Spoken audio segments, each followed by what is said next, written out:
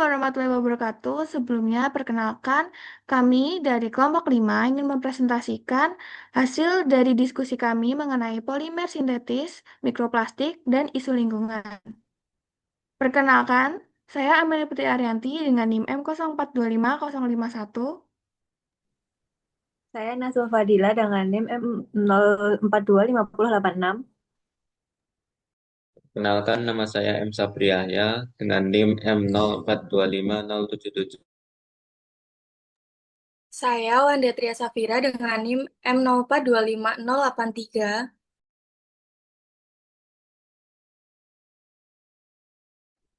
Saya Ristu Fala dengan NIM M0425-064.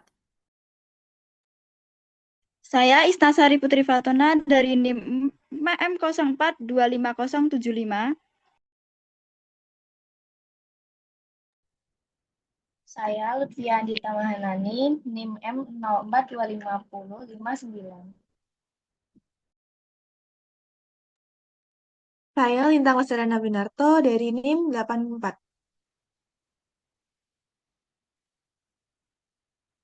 Next. Oke, sekarang kita akan menjelaskan pengertian polimer sintetis, PPP, PE, dan PVC. Saya serahkan. Yang pertama itu ada pengertian polietilena. Polietilena merupakan polimer termoplastik yang paling sering digunakan karena punya sifat yang fleksibel, tahan benturan, serta memiliki resistensi kimia yang sangat baik. Polimer ini memiliki struktur kristalinitas yang bervariasi tergantung jenisnya.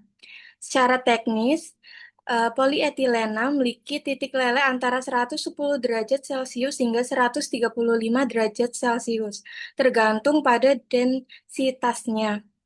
Yang selanjutnya ada polipropilena, merupakan polimer kelompok termoplastik yang mudah untuk didaur ulang karena mudah dilelehkan, tidak kaku, serta sangat elastis. PP merupakan polimer yang ringan karena memiliki di densitas sebesar 0,90 hingga 0,92 gram per centimeter kubik, memiliki kekerasan dan kerapuhan yang tinggi, serta bersifat kurang stabil terhadap panas. Lalu yang ketiga yaitu polivinyl klorida atau biasa disebut sebagai PVC.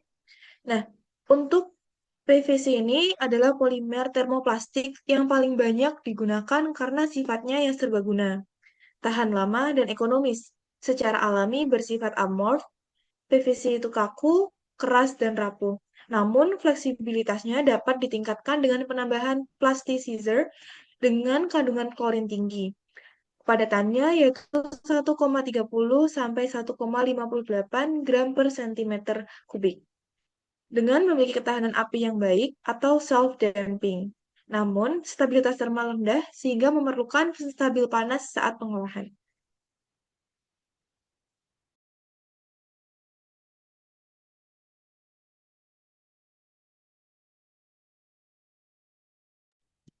Selanjutnya yaitu contoh dalam penggunaan sehari-hari.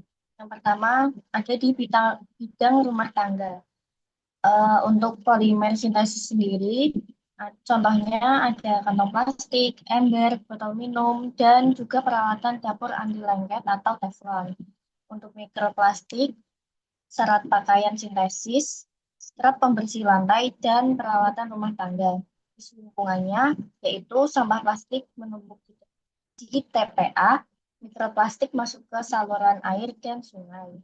Yang kedua ada di bidang kesehatan. Contoh dari polimer sintesis yaitu alat suntik, selang infus, sarung tangan medis, masker sekali pakai. Yang kedua, contoh dari mikroplastik yaitu serat masker dan alat medis sekali pakai yang terurai, serta limbah rumah sakit yang tidak terkelola baik. Isu lingkungannya yaitu pencemaran lingkungan dari limbah medis dan risiko masuknya mikroplastik ke perairan. Yang ketiga, di bidang industri dan transportasi. Contoh dari polimer sintesis yaitu ban kendaraan, komponen kendaraan, dan dashboard.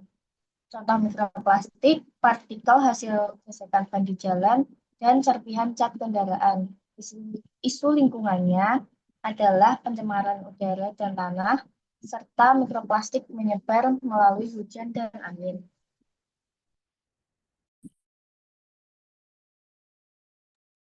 Selanjutnya ada di bidang pertanian. Yang pertama polimer sintesis, contohnya plastik mulsa, pipa irigasi atau PVC. Yang kedua ada mikroplastik, contohnya pecahan plastik mulsa di tanah dan residu plastik dari pupuk dan pestisida. Isi lingkungannya menurunnya kualitas tanah dan gangguan pertumbuhan mikroorganisme tanah. Selanjutnya ada di bidang perikanan dan kelautan.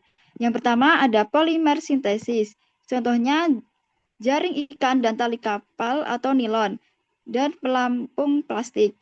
Yang kedua ada mikroplastik, contohnya jaring rusak yang terurai dan sampah plastik laut.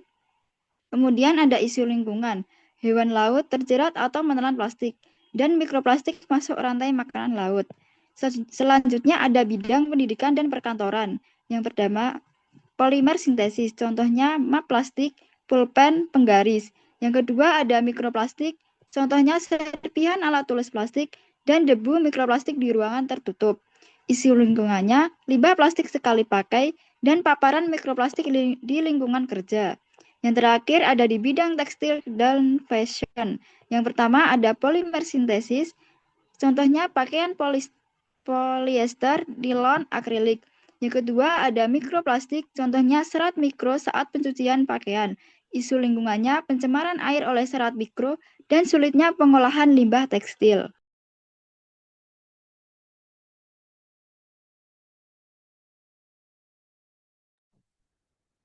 Selanjutnya ada mikroplastik. Definisi mikroplastik adalah partikel atau fragmen plastik yang memiliki ukuran berdiameter kurang dari 5 mm. Partikel ini bersifat persisten atau sulit terurai dan dapat mencemari berbagai media lingkungan seperti air, sedimen, hingga udara. Sumber mikroplastik ada dua sumber. Yang pertama sumber primer. Sumber primer yaitu mikroplastik yang sengaja diproduksi dalam ukuran kecil atau mikroskopis untuk kegunaan tertentu sebelum masuk ke lingkungan. Contoh microbeads pada produk perawatan tubuh seperti sabun cuci muka, pasta gigi, bahan baku industri plastik, dan serat sintesis dari pakaian. Yang kedua ada sumber sekunder, yaitu mikroplastik yang terbentuk dari hasil fragmentasi atau pelapukan plastik berukuran besar, makroplastik akibat paparan sinar UV matahari, oksidasi maupun kekuatan fisik, baik dari arus laut atau gelombang. Contoh serpihan dari botol plastik, kantong kresek, jaring nelayan yang rusak, atau ban kendaraan yang aus. Selanjutnya ada contoh dampak awal terhadap ekosistem. Yang pertama, gangguan pada zooplankton dan organisme dasar. Zooplankton yang menjadi dasar rantai makanan laut dapat menelan mikroplastik sehingga gangguan pencernaan dan nutrisi terjadi. Berpotensi mengurangi kelangsungan hidup mereka dan mempengaruhi organisme yang lebih besar yang bergantung pada mereka sebagai makanan. Yang kedua, masuknya mikroplastik ke rantai makanan. Mikroplastik yang dimakan oleh organisme kecil seperti plankton atau ikan kecil dapat terakumulasi dalam tubuh predator yang lebih besar, termasuk ikan besar, burung laut, dan mamalia laut. Proses ini disebut bioakumulasi atau trophic transfer. Yang ketiga, degradasi dan perubahan habitat. Akumulasi mikroplastik di sedimen pesisir dapat mempengaruhi perilaku menggali dari invertebrata dan perkembangan biji tanaman.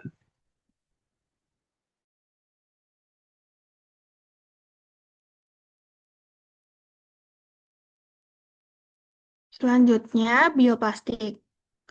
Bioplastik adalah jenis plastik yang dibuat dari bahan alami yang dapat diperbarui seperti pati jagung, singkong, tebu, atau minyak nabati, sehingga lebih ramah lingkungan karena dapat terurai secara alami dan mengurai ketergantungan pada bahan bakar fosil, terutama ketergantungan pada bahan seperti mikroplastik. Next. Mengapa bioplastik lebih ramah lingkungan? Yaitu yang pertama, jejak karbon lebih rendah, Produksi bioplastik umumnya menghasilkan emisi gas rumah kaca yang lebih sedikit dibandingkan plastik berbasis fosil. Kemudian untuk mengurangi sampah plastik yang terkesan abadi karena sampah plastik sendiri tidak mudah untuk terurai secara alami. Jadi plastik sendiri itu biasanya dapat terurai dengan bantuan peleburan di sampah. Karena sifatnya yang bisa terurai, bioplastik membantu mengurangi akumulasi mikroplastik di tanah dan lautan dalam jangka panjang. Kemudian kemandirian energi yaitu mengurangi ketergantungan pada minyak bumi yang bersumber pada sumber daya non terbarukan. Tantangan dan isu lingkungan itu ada tiga. Yang pertama, kebutuhan lahan. Penanaman bahan baku jagung atau singkong dalam skala besar bisa bersaing dengan lahan pangan. Yang kedua ada fasilitas pengomposan. Banyak banyak bioplastik seperti PLA tidak bisa hancur di tempat pembuangan sampah biasa. Mereka butuh fasilitas pengomposan industri dengan suhu tinggi. Yang ketiga, kebingungan konsumen. Jika dicampur dengan plastik bisa saat didaur ulang, bioplastik justru dapat merusak kualitas hasil daur ulang plastik konvensional.